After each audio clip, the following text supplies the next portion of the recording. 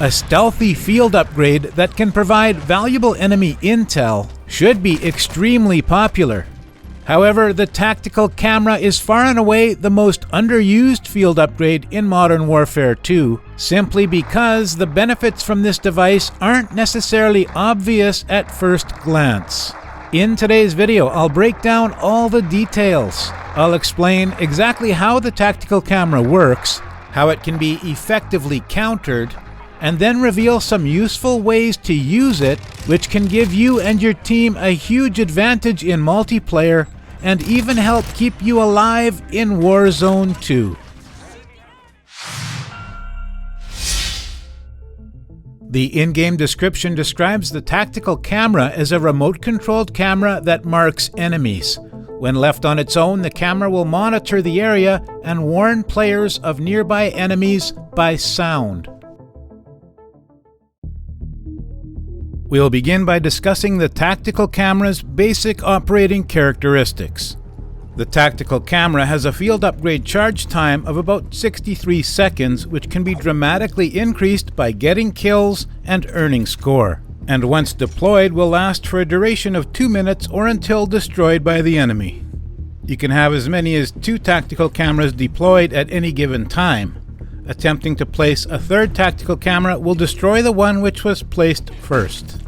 Once the camera has been deployed, you can assume manual control at any time, as long as you're within 75 meters of the camera. On PlayStation, this is done by pressing L1 and R1 together. Once in camera view mode, you can freely adjust the camera's point of aim, which can be rotated about 90 degrees in any direction. If you have 2 cameras deployed, you can toggle between them with L1 and R1. The tactical camera provides enemy intel in a couple of different ways, which can be best explained by examining the camera's interface.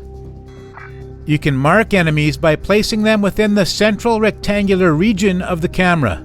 This marking process will highlight enemies for your entire team with a red diamond, which will be visible through walls. Once the enemy leaves the marking area, the red diamond effect will last for an additional 5 seconds before fading. The red diamond is extremely powerful and effectively marks an enemy for death. It's important to note that the camera needs to be manually controlled for the marking process to occur. As we can see here, once my teammate takes control of his camera, the red targeting diamond will appear and remain visible. Once my teammate exits manual control, the marking diamond remains for an additional 5 seconds before disappearing. This 5-second window will also allow ample time for the camera operator to exit the camera view and take advantage of the enemy highlighting.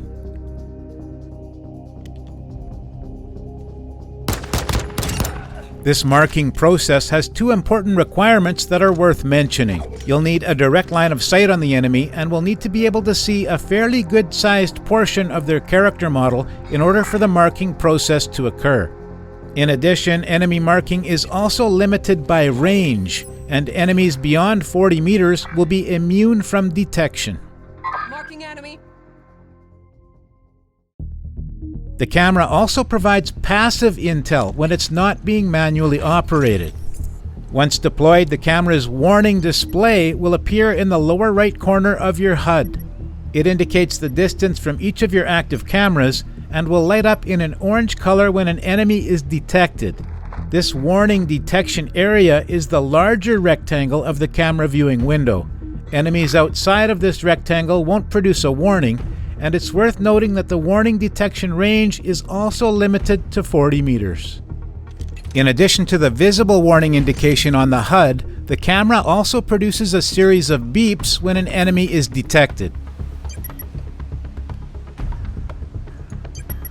This sound is produced by the camera itself and is audible within about 35 meters. If you're too far away from the camera, you won't be able to hear the audible warning.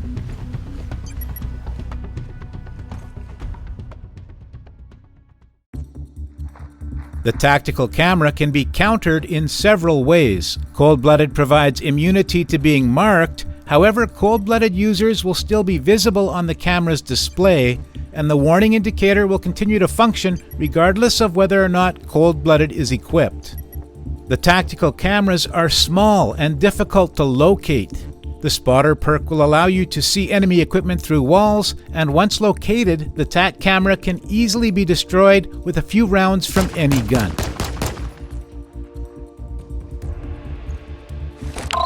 The DDoS field upgrade will also counter the TAC camera, but will only disable it for a period of 6 seconds.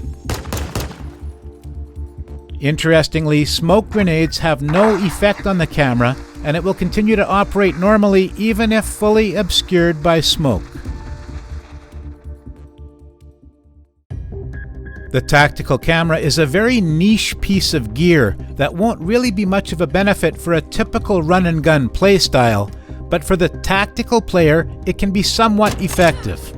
Placing the camera in a position to cover your flank can allow you to focus your attention on one main line of sight.